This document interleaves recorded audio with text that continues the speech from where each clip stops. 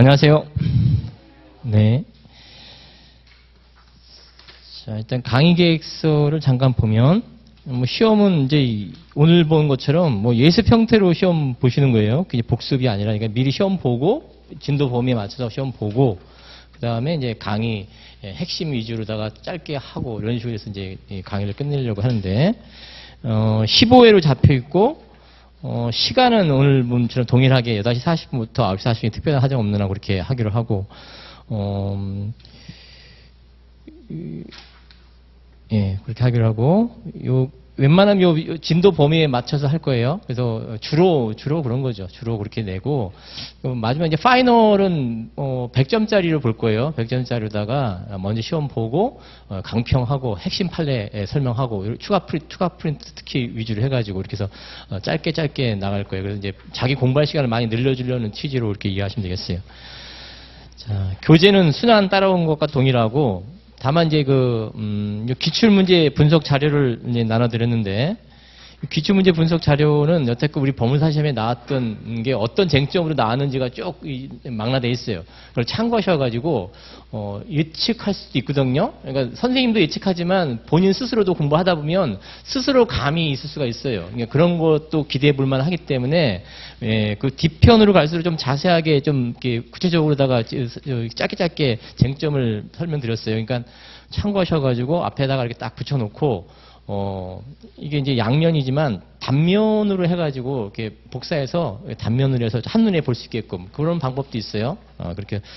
그 다음에 이제 우선 정리할 중요 부분이라고 해가지고 이게 볼드체 내용이 일단 중요한 것이고 그 다음에 이제 그 볼드체이지 않은 부분도 나올 가능성이 있는 부분을 좀 더 이렇게 설명을 한 거예요. 그래서 참고고 이제 참고용인 거죠. 그렇게 하시고. 자, 그 다음에 추가 프린트인데, 이 추가 프린트 판례는 이제 기존 순환 따라오신 분은 이제 이어서 붙이시면 되는데, 그게 어디냐면은, 제가 이제 확인해 보니까, 그 26페이지 하단부터 좀 달라졌어요. 물론, 그 이후로도 또 이렇게 우리 겹치는 부분이 있는데, 이게 제가 이제 나눠드린 게 주로 이제 판례 속보 위주로다가 이제 그 자료를 최신 판례 업그레이드시켜 나눠드리는 건데, 그 중간중간에 판례 공보에서 새롭게 추가되는 것들이 있어요. 이제 그런 것들이 껴들어가는 바람에 이제 이게 페이지가 약간 틀어진 거거든요. 근데 페이지가 틀어졌지만 26페이지, 그러니까 틀어졌지만 25페이지부터 이어 붙이시면 돼요. 그러니까 24페이지까지는 동일해요. 기존 판례 내용과. 그 다음에 25페이지부터 42페이지까지 이게 이제 지금 이제 오늘 나눠드린 자료를 찢어가지고 거기다가 붙이시면 된다는 얘기야. 그러면은 연결이 된다는 얘기인 거예요, 제 말은. 그쵸? 무슨 말인지 알겠지? 그래서, 그렇게 하시고. 이거, 우리 시험 문제 스타일은 이제 100점이지만 주로 이렇게 나왔어요. 50점은 좀 최신 판례 위주로 문제를 구성을 해요. 그리고 나머지 50점은 기존 판례로다가 문제를 구성해요. 이게 일반적인 포맷이에요. 물론 그것이 반드시 정확하지는 않지만 대체로 그래요. 그러니까 우리 판례가 최신 판례도 나온다는 얘기인 것이고, 그러니까 최신 판례를 직접적으로 물어보는 경우도 있지만 최신 판례에 대한 것들 관련 쟁점을 물어보는 경우도 있어요. 그렇기 때문에 이 최신 판례 추가 프린트 나름대로 중요성이 있어요. 그 가이드라인을 제시할 수도 있어요. 최신 1년간의 그 판례가. 그래서 그런 식으로 이제 참고하셔서 보시는 거고, 저는 이제 자료를 가지고 이제 그 중요 쟁점 판례집하고 이거 같이 가려다니면서 교과서에는 이제 판례들이 좀 핵심적인 것들을 실을 수밖에 없어요. 그 지면사. 이제 판례집은 이제 원문을 주로 실어놓잖아요. 사시관계도 실어놓고. 근데 우리 시험에서 사시관계를 그대로 내는 경향이 있단 말이에요. 그 시험 출제 경향을 보면 판례 사안을 그대로 내는 경우가 왕왕 있어요. 그렇기 때문에 그 판례집이라든가 아니면 저 보충 추가 프린트 판례 나름대로 볼만한 실익이 있다는 뜻인 거예요. 그래서 그것도 이제 저도 이제 필요한 부분은 참고적으로 말씀드리도록 할 거고, 가지고 다니셨으면 좋겠어요. 자, 그리고, 이제 오늘 진도 범위는 물론 채권 총론부터 일 건데, 먼저 오늘 모의고사를 잠깐 한번 볼게요. 자. 모의고사 이제 50점 기준인데, 이제 연습이니까, 오늘 문제는 뭐 이제 뭔가 어렵진 않아요. 그지만 이제 중요 쟁점이 좀 들어가 있고 좀 약간 주의할 점 이렇게 설명드릴 거예요. 그리고 강의한 사례편도 잘 활용하세요. 강의한 사례편에 있는 문제도 똑같지만 낼 수도 있는 거예요. 그 말 낸다는 얘기는 공부를 시키기 위한 거거든요. 자꾸 보고 반복시켜서 보라는 뜻인 거예요. 강의한 사례편에 있는 문제는 사실 중요한 문제일 수 있는 거예요. 거기에 이제 어떻게 발췌해가지고 핵심 같은 것들을 넣는 거기 때문에 그걸 먼저 놓치시면 안 된다는 뜻인 거예요. 그거 먼저 보셔야 되고 추가적으로 물론 기본 교과서가 일단 기준이 돼야 되겠지만, 자, 문제 내는 게 이제 유도하는 거예요. 공부를 시키는 유도인 거죠. 일종의 그것도. 자, 오늘 문제 잠깐 보시면, 자, 오늘 문제는 이제 첫 번째 문제는 그 2013년도 이제 법원 승진 시험 기출 문제인데, 요거 이제 뭐 간이 테스트 형태로다 비슷하게 써보기도 했어요. 자, 이거 살펴보시면 이래요. 근데 이런 형태의, 그러니까 이 문제를 그대로 낼 수 있지만, 이 문제를 바탕으로 해서 응용해서 물어볼 수 있는 거예요. 승진 시험에서는 이 관련 판례 문제를 몇 번에, 한 3번에 걸쳐서 물어본 적이 있어요. 이 문제 말고도. 그러니까 이 문제를 전제로 해서 물어보는 문제들인 거죠. 이걸 알아야지만, 이 판례를 알아야지만 풀 수 있는 그런 식의 문제. 승진 시험 문제가 이제 그런 식으로, 그러니까 이거에 대한 관심이 많다는 얘기인 거예요. 그 출제자 측면에서는. 이 사안은 이제 갑이라는 사람이 매도인이고 을이라는 사람이 매수인인데, 물론 이제 엑스토지 매매고, 뭐 매매 계약은 이제 2억 원 매매고, 2012년 3월 15일자가 이제 그 매매 계약 체결일이죠. 하면서 이제 계약금, 중도금, 잔금 이런 형태로 이제 분할됐죠. 엑스토지 2억 매매지만. 2억 매매지만 계약한 날 이제 3천만 원 계약금 지급한 거죠. 이 계약금은 일종의 해약금으로 작용할 수 있는 거예요. 이 계약금이 위약금죄로다가 몰치가 인정되려면 위약금 약정, 손해배상 예정이 별도로 있었어야 돼요. 근데 이 사안에서 그런 사정이 보이지 않아요. 여기 문철문 2번하고 연계되는 것이죠. 그래서 이제 계약금 3천만 원이고 계약한 날 지급했다고 하니까 2012년 3월 15일. 3월 15일 날 이제 계약금이 이제 지급한 상태죠. 그리고 계약금은 해약금으로 작용하고 중도금 7천만 원인데 중도금 지급한 날짜, 중도금 지급기를 알려주고 있어요. 2012년 8월 15일이죠. 그 다음에 잔금 날짜, 잔금 관련해서 1억 원인데 물론 1억 원 관련해서 잔금 날짜도 역시 2013년 3월 15일. 자, 잔금과 관련해서는 통상 계약금은 해약금으로 추정, 중도금은 통상 선이행 의무, 소유권 이전하고 관련되는 거예요. 그 다음에 잔금은 통상 동시행관계예요. 매도인의 소유자권 이전 의무와 매수의 잔금 지급 동시행관계. 그렇지만 이 통상 동시행관계 있는데 알려주는 경우도 있고 알려주지 않는 경우도 있어요. 근데 알려주는 경우가 보통 대부분이에요. 그래서 알려주고 있어요. 잔금은 매도인의 소유권 이전의 서류 제공과 동시행관계에 있다. 아는 것이고. 근데 사안에서는 이제 이 계약금만 지급한 단계예요. 계약금만 지급한 단계고. 근데 이제 계약한 날짜가 중도금 날짜 지나서 잔금 지급까지 잔금을 지급 안 했대요. 그 말은 중도금도 지급 안 했고 잔금 지급 안 했다는 뜻이에요. 계약금만 지급한 단계야. 자, 이럴 때 이제 물어보는 문제가 설문 1번. 갑이 올로부터 계약 당일 계약금 3천만 원을 수령한 상태에서 잔금 지급끼리 도과했다. 자, 이 경우에 이제 이 말의 자세한 내용은 없지만 중도금 잔금 지급 안 했다는 뜻인 거예요. 이 사안에서. 그러면 관련 판례를 떠올리셔야 되죠. 원래 계약금만 지급한 당에 중도금, 잔금, 날짜 지나서 중도금, 잔금 지급 안 했다면 원래 중도금은 선의행 의무인데 원래 중도금 날짜에 중도금 지급 안 하면 채무 불이행이에요. 그러면 지체죠. 지체, 그러면 최고, 지체, 최고, 지체. 해제권 발생, 해제 의사 표시 이런 절차를 거쳐 해제할 수 있어요. 왜? 동시상황이 있지 않기 때문에 바로 중도금 날 중도금 지급하면 해제권이 발생할 수 있다는 뜻인 거예요. 그래서 해제가 가능할 수 있다는 뜻인 거예요. 물론 해제권이 발생했어도 해제 효과가 생기려면 해제 의사 표시를 해야 돼요. 자, 그런 거 안 했다는 뜻인 거예요. 그런 상태에서 중도금 날짜 중도금 지급하지 않아야만 했다 해제권이 발생해서 해제할 수 있었는데 해제 안 했다는 뜻인 거예요. 이 말. 해제 의사표시가 없었잖아요. 그러니까 해제 효과가 안 생기는 상태죠. 이런 상태에서 잔금 날짜가 지나버렸을 때 해제권 행사하기 위한 요건이 뭐냐? 동시행관계 있다는 것을 써주셔야죠. 동시행관계 있다는 판례 정확하게 써주셔야 돼. 중도금과 중도금에 대한 중도금 지급 날짜 정확하게 그렇게 날짜를 정확하게 표시해 줘야지만 쓸 수 있는 문제도 있었어요. 법원 승진 문제에서 응용해서 중도금과 중도금에 대한 중도금 지급기일 다음 날로부터 다음 날이라는 것도 기억해 쓰실 수 있어요. 잔금 지급기일까지 중도금에 대한 지연손해금. 요거와 잔금, 요 세 가지죠. 그러니까 압축하면 중도금, 지연손해금, 잔금. 요 세 가지가 매도인의 소유권이름과 동시행에 있다. 그렇기 때문에 동시행하게 생기기 때문에 동시행이 있으면 동시행병권의 그 효과로서 존재 효과로서 이행지시 저주 효과가 있단 말이에요. 동시행병이 있으면 이행지시에 빠지지 않아요. 이행지시에 빠지지 않으면 해제권이 발생할 수 없어요. 자, 이와 같은 상태에서 해제권을 행사하기 요건이 뭐냐? 동시행을 깨트려야죠. 그러면 깨트린다는 의미로서 표시해 줄 수 있어야 돼요. 544조 요건 제시해 주면서 지체, 최고 지체, 해제권 발생, 해제 의사 표시 이런 내용을 언급해서 논리적으로 쓰실 수 있어야 되는 문제인 거예요. 자, 또 하나 이제 써주면 이제 가점될 수 있는 것인데 판례사안으로서 자, 중도금 날짜 중도금 지급 안 해서 지체에 빠졌어요. 자, 해제권이 발생했다 그랬어요. 자, 그럼 발생한 해제권은 어떻게 되냐 이 소리야. 발생한 해제권. 중도금 날짜 지급 안 했기 때문에 해제권이 발생했어요. 그 지체 최고 지체는 이런 상태에서 해제권이 발생할 수 있단 말이에요.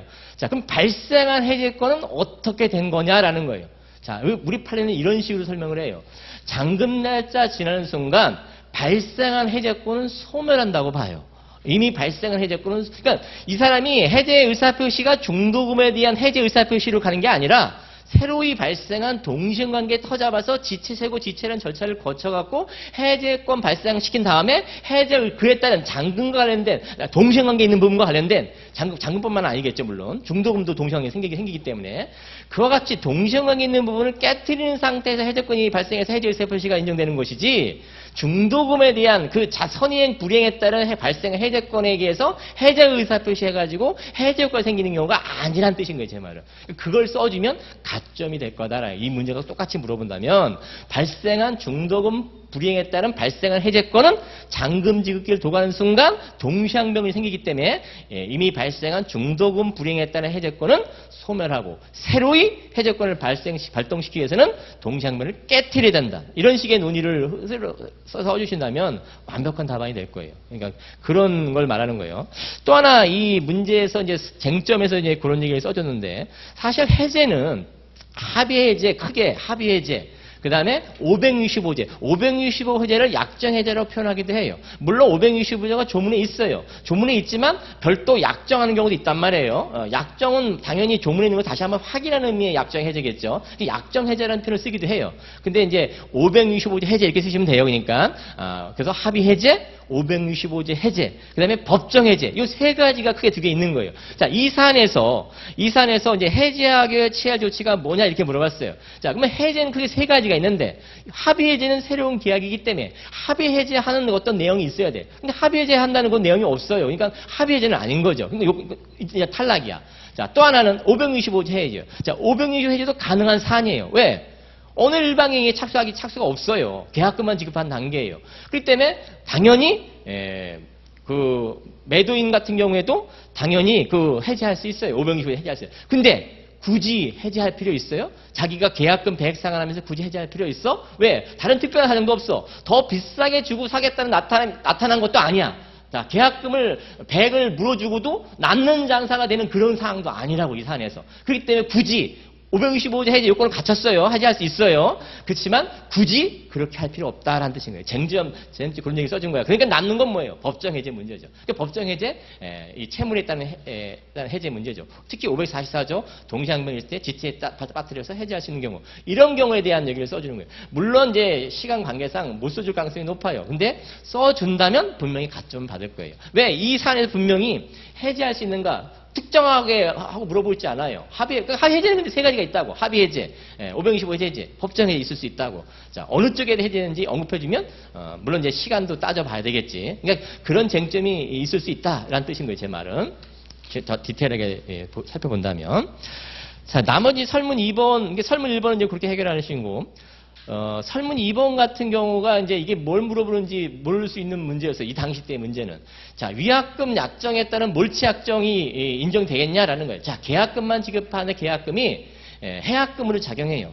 자, 위약금 약정이 있으면 그 계약금은 해약금으로도 작용하고 위약금 약정 손해배상 예외로 작용할 수 있어요. 근데 그러려면 계약금이 위약금 약정 쪽으로 손해배상 예정, 즉 몰치 약정이죠. 인정이 되려면 별도 그 사안에서 구체적 약정이 있어야 돼요. 근데 구체적 약정이 있던 사실 나타나지 않아요. 사실관계에서. 그러니까 계약금은 단지 그냥 해약금으로만 작용하는 것이죠. 그러니까 별도 위약금 약정에 관한 규정이 없기 때문에 판례사안 있죠. 판례사안 써주시면서 별도 위약금 약정이 없기 때문에 몰치 인정 안 된다라는 뜻인 거죠. 설사 매수인이 채무불이행이 있었다 하더라도 다만 몰치 약정에 따른 손해배상 청구는 못하지만 뭘 할 수 있어요.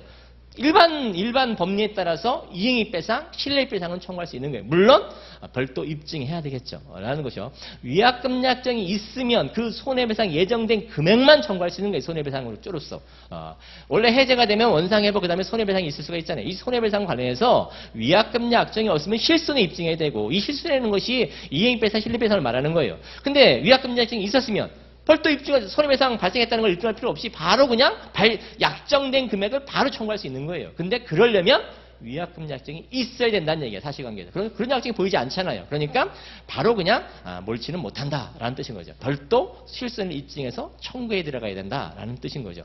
그런 내용을 이제 암시하고 있는 문제고, 자, 사례 2번 문제는 이제 채권자 대의하고도 이게 연결될 수 있는데 약간 이제 뭐 어려운 문제들은 아니에요. 근데 이제 주의할 점만 좀 이제 보면 사는 이제 을이 임대인이고 갑이 임차인이죠.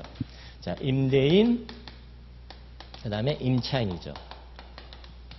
자, 임대차 보증금 반환 채권을 병한테 양도해요. 자, 임대차 보증금 반환 채권 양수인이죠. 임대차 보증금 반환 채권. 이 쓰기 귀찮아도 다 써주셔야 돼요. 반환 채권 양수인이죠. 자, 임차권을 양도한 게 아니에요. 자, 이런 쟁점이 하나 더 있을 수가 있어요. 설문 1번 물어보는 문제에서 써준 문제면 좋을 것 같은데 여기 물론 해설에는 들어가 있지는 않지만 임대차 존속 중에 임차권과 분리해서 임대차 보증금 반환 채권 양도가 가능한지 이런 얘기를 한두 줄 쓸 수 있는 능력을 가지고 있으면 돼요. 가능하다는 쓰기는 써주시면 되겠어요. 그 전세권 같은 경우에는 전세 보증금 같은 경우에는 이 전세금이 전세권의 성립 요건이에요. 따라서 전세권과 분리해서 전세보증금 반환 채권만 전세권 존속 중에 확정적 양도가 안 돼요.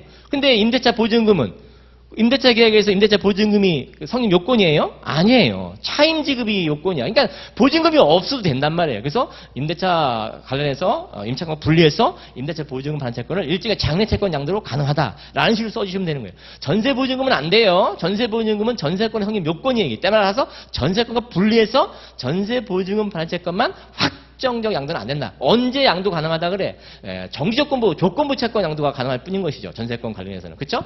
그거에 비교되는 것이고 그 문제점을 인식할 수 있어야 돼. 그래서 이게 설문 1번에서 그런 쟁점 하나 써주시면 좋겠어요. 임대차 보증금 반환 채권을 임차권 분리해서 양도 가능한지. 가능하다. 왜? 양도가 인정이 돼야지만 양수금 청구와 관련해서 그 다음 논의가 법정갱신, 묵시갱신 가능하냐 이런 얘기가 논리적으로 갈 수가 있는 거예요. 그러니까 여기서 묻는 물에만 이제 초점을 맞춰 5점 몇 점이니까 짧게 거기에 쓰시면 뭐 상관없는데 써주면 가점 될 수 있다. 이게 이제 10점으로 물어볼 수도 있기 때문에 따라서 그런 쟁점이 하나 있을 수 있다는 것이고 또 보증금 반환 채권 양도가 됐다면 그렇게 효력이 있다면 자. 이후 양수금 청구와 관련해서 임대인이 임차인 간의 묵시갱신을 주장하면서 양수금 청구에 대항할 수 있겠냐라는 뜻인 거예요. 판례 사안이 있는 것이고 451조 2항 요걸 써주시면 좋겠어요. 451조 2항 반대 해석상 자 451조 2항이 뭔데? 채권 양도가 돼서 통지를 양도인이 채무자한테 통지했다면 자 통지했다면 이때 그 채무자는 양도인에 대항할 사유로서 통지 받을 때까지죠. 받을 때까지 생긴 사유, 양수인에 대항할 사유로서 양수인에 대항할 수 있다라는 뜻인 거예요. 근데 이게 묵시갱신이 뭐예요? 보증금 반환 양도 통지 이후에 묵시갱신하는 거잖아요. 갱신하는 거잖아요. 따라서 451조 반대석상 보면 어떻게 타당하지 않은 거예요. 통지 이후에 생긴 사유로 지금 양수에 대항하는 거니까. 따라서 451조 2항 관련해서 반대석상 써주시면 좋겠다. 물론 판례 사안이 있고 물론. 자, 그런 얘기가 이제 설문 1번에서 논의가 들어가야 되고, 설문 2번 같은 경우에는 을은 갑의 임대차 목적을 반할 때까지 병의 임대차 보증금 반환 청구에 대해 그 이행을 거절했으니까 이 동시항변권을 물어보는 거예요. 물론 이제 5점 배점인데 그러기 위해서 이런 걸 써주셔야 돼. 자, 임대인과 임차인 사이에 동시항변권이 있는지, 자, 보증금 반환차가 양도가 되기 전에 임대차가 종료할 때 임차인의 보증금만을 청구하면 임대인은 목적물을 인도할 때까지 보증금 못 줘라고 동시항변권이 있는지, 그런 상태에서 임대인은 행사할 수 있는지. 자, 동시항변의 존재와 행사 이런 얘기를 지금 말해보려고 하는 거예요. 동시항변이 있나? 있죠. 임대차 종료하게 되면 임차인의 그 보증금 목적물 반환음과 임대인의 보증금 반환음 동시항이 있는 거예요. 자, 그런 동시항 관계에 관한 부분이 항변이 보증금을 양도할 때도 유지되는지라는 뜻인 거예요. 그래서 두 가지를 써주시는 게 좋겠어요. 해설도 그런 식으로 달았어요. 동시항변이 존재했었는지, 그리고 동시항변권이 양수금 청구에서도 유지가 되는지, 채권 양도 동일성 수반으로 양도다. 이런 얘기를 하나 써주시는 거죠. 그래서 양수금 청구와 관련해서 동일성이 있는 그 양도의 문제이기 때문에 동시항변권은 그대로 유지된다라는 뜻인 거죠. 그 양수금 청구하면 임대인은 그러는 거예요. 나 임차인부터 아직 임차인을 목적으로 못 받았거든? 라고 동시항변을 행사할 수 있다. 자, 그런 문제와 와서 그 논리적으로 해서 연결되는 건데, 설문 3번. 자, 그럼 무슨 문제가 생겨요? 이렇게 양수금 청구할 때, 일과 갑 사이의 동시항변이 그대로 유지되기 때문에 임대인은 동시항변 행사해서 거절할 수 있는데, 그러면 이 사람은 어떻게 돼? 한 푼도 안 남은 보증금 양수이 될 가능성이 있다는 뜻인 거예요. 왜냐하면은 차임을 계속 지급한다면 모르지만 지급 안 한다면은 보증금에서 당연히 공제될 것이고, 당연 공제된다면 남는 양수금은 한 푼도 존재하지 않는 거예요. 자, 이 양수인 대신 압류 전부명령권자로 문제를 바꿔서 물어볼 수 있어요. 우리 그 민사 신청 소리에서 전부명령으로 출제한 적이 있어요, 과거에. 그러니까 이게 보증금과 양수금 청구와 관련 판례지만 전부명령, 보증금과 전부명령 똑같은 법리가 적용된다, 이런 뜻이 한 것이고. 자, 이와 같은 경우에 그러면 이 사람이 이 최대한 보증금을 최대한 만족을 얻기 위한 방법은 뭐겠냐? 이 목적물을 강제로 을 앞으로 눌러놔야 되는 거예요. 을이 동시항변 행사하는 문제가 이 목적물을 지금 을이 인도 안 됐기 때문에 보증금 못 주겠다는 뜻인 거잖아요. 그러면 목적물이 을한테 가버렸다면, 이행이 됐다면, 그러면 을은 동시항변이 깨지는 거잖아요. 그런 것을 만족시켜서 이 사람이 할 수 있는 방법은 뭐냐? 대위로 강제로 목적물을 을한테 돌려놓는 방법이죠. 그래서 병이 을에 대한 양수금 청구, 보증금을 보전하기 위해서 을이 갑에 대한 인도 청구죠. 인도 청구권을 대위 행사죠. 이때 주의할 점, 피부정 권리가 금전채권이란 말이에요. 대위행사, 이게 대위행사 요건 써주시고, 요건 써주시고, 뭐 성질 이런 걸 써주셔서 상관없어요. 요건 써주시고, 피부정채권이 금전채권일 때 원칙적으로 무자력이 요건이야. 근데 이 사안에서 판례가 무자력이 아니어도 된다는 취지 판례인 거죠. 그러면서 그 후 나온 판례와 관련해서 밀접, 유효적절, 부당한 간섭 아니라는 이런 판례.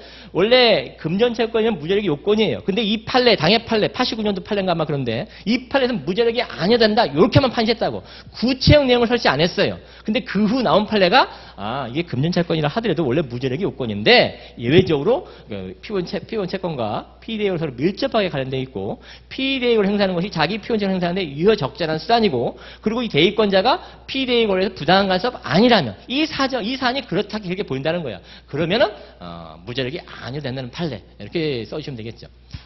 뭐 부가적으로 특정 채권일 때 무자력이 아니다, 이런 것만 방론적인 거예요. 이 관련 판례 직접적으로 써준다면 금전채권 관련해서 주로 써주시면 되는 거예요. 그래서 밀적, 이적절, 부당한섭 아니라 이런 판례를 주로 써주시면 되겠죠. 또 하나 쟁점은 이제 이건 약간 이제 이해편 이상 말씀드리는 건데, 자, 대위 행사하려면은 우리 갑에 대한 인도 청구권이 있어야 된단 말이에요. 그럼 대위 행사하려면, 근데 대위 행사하게 되면 갑은 뭐라고 항변할 수 있는 거예요? 원래 병이 없었다면, 을이 갑한테 인도청을 행사한다면 갑은 뭐라고 항변할 수 있어요? 보증금 줘라고 항변할 수 있는 거예요. 동시항변이 원래 있는 거예요. 그런데 갑이 보증금을 병한테 양도해줬어요. 이럴 때도 을이 만일 갑한 대위가 아니라 을이 갑한테 인도청을 행사한다면 역시 갑은 자신한테 보증금 줘라고 하는 게 아니라 내가 양수인한테 양도해줬거든? 네가 병한테 보증금 줄 때까지는 난 목적을 인도 못해줘 라고 동시항변권을 행사할 수 있다는 뜻인 거예요. 즉 누구를 위해서 동시항변권? 병을 위해서 동시항변을 행사해 주는 거예요. 을이 갑을 상대로 인도 청구를 한다면, 대위가 아니라 그랬다면 갑은 을에 대해서 병에 대해서 보증금을 줄 때까지는 난 인도 못해줘 라고 동시항변 행사할 수 있었다고. 그런데 이 사안에서도 그러면 여전히 갑은 을한테 동시항변 행사하는 사안을 가지고 병한테 대항할 수 있겠냐라는 뜻인 거예요. 안 된다는 뜻인 거예요. 판례는 구체적 얘기는 안 해. 그렇지만 그런 의미인 거예요. 이 사람이 동시항변은 누구를 위해서 행사해 주는 거야? 요 사람을 위해서 행사해 주는 거야. 따라서 요 사람이 직접 을이 갑을 상대로 직접 권리 행사하는 것이 아니라, 그러면 갑은 동시항변 행사할 수 있어. 근데 이 병이 을을 대위해서 이렇게 대위 인도 청구할 때에서조차까지도 합의란 자가 보증금 병한테 줄 때까지는 난 인도 못해. 이런 식의 항변을 할 수 있겠냐? 안 된다는 뜻인 거예요. 그럴 때는 동시항변이 인정 안 된다. 판례 표현은 그 대신 어떤 표현에서 선행할 필요가 있다. 판례 이런 표현을 표현해요. 선행할 필요가 있다. 이런 경우에까지 갑이 동시항변, 즉 대위 행사할 때 갑이 동시항변이 인정 안 된다는 뜻인 거예요. 제 말은. 무슨 말인지 알겠죠? 이 말의 말뜻은. 그래서 그렇게 이제 정확한 이해가 된다. 이렇게 생각해 볼 수 있어야 되는 거야. 이 두 사람 사이에 동시항변이 있단 말이야. 그러면 대위 행사할 때도 피대위 권리에서 갑이 동시항변 행사할 수 있는 거 아니야? 그럼 동시항변 행사한다면 어떻게 해? 대위 인도가 안 돼요. 대위가 인도가 안 된다냐. 그런 경우에 이 사람이 직접 갑을 상대로 인도 청구할 때는 갑은 보증금을 병한테 줄 때까지는 난 인도 못해라고 동시항변 행사할 수 있지만, 병이 대위 행사할 때는 그와 같은 갑의 동시항변은 인정 안 된다라는 뜻인 거죠. 판례 표현은 뭐라고 표현해? 선행할 필요 있다. 이런 경우에는 선행할 필요 있다. 그 말은 동시항변 인정 안 한다는 뜻인 거예요. 그 말 뜻이. 그래서 그런 뉘앙스가 있다라는 뜻이고. 자, 사례 3번도 있는데 혹시 빼먹으신 분 있나 모르겠네. 사례 3번은 뒷페이지에 있어요. 이 사례 3번은 이제 채권의 대위 문제와 관련해서 특히 피부연 채권 이런 경우에도 대위의 성질, 그다음에 요건 부분 써주시고 필연적으로 그와 관련해서 이제 논의되는 것이 이거죠. 을이 갑에 대해서 병에 대해서죠. 취득시효 완성에 따른 소유권자를 가지고 있다. 취득시효 완성이죠. 점유 취득시효. 이 판례 사안이에요. 여기 판례집에 우리 관련 판례가 있는데 그대로 여기다 문제화 시킨 거예요.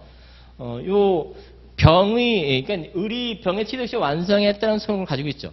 근데 이 병이 만일 완성에 따른 소유권을 하기 전에, 취득시효 완성에 따른 소유권 청구하기 전에 병이 만일 제3자한테 처분했다면 완성 후에 소유자 변동 그냥 대항 못하죠. 근데 예외적으로 이게 원인무효라고 알려주고 있어요. 원인무효다. 원인무효라면 말소할 수 있죠? 원인무효라면. 이 소유자가 완성 후에 제3자한테 등기해줬다 이런 뜻인 거예요. 원래 이 취득시효 완성된 상태 바로 등기해가야 되는데 이게 채권 청구인데 완성 후에 소유자 변동이 있으면 이자한테 대항 못하지만 이거는 이제 전제적으로 예외적으로 대항할 수 있는 경우를 상정하는 경우에 이게 원인무효 등기라면 그렇죠? 이게 무효 등기라면 그럼 뭐 할 수 있어? 대위말소 할 수 있다는 거잖아요. 대위말소. 전부 대위말소 할 수 있죠. 이 등기. 근데 이 을이 죽었대. 망한 상태에서 상속인이 여러 명 있는데 그중에서 갑이라는 자가 있는데 이거 3분의 1 지분권자래. 알려주고 있어요. 그러면 요자가 전부 대위말소 할 수 있냐는 뜻인 거죠. 원래 대위 청구는 피보존 채권 범위 내에서만 행사할 수 있어요. 그러니까 피보존 채권이 얼마예요? 3분의 1이에요. 이 부동산에 대해서. 그러니까 3분의 1만 대위말소 할 수 있다는 뜻인 거예요.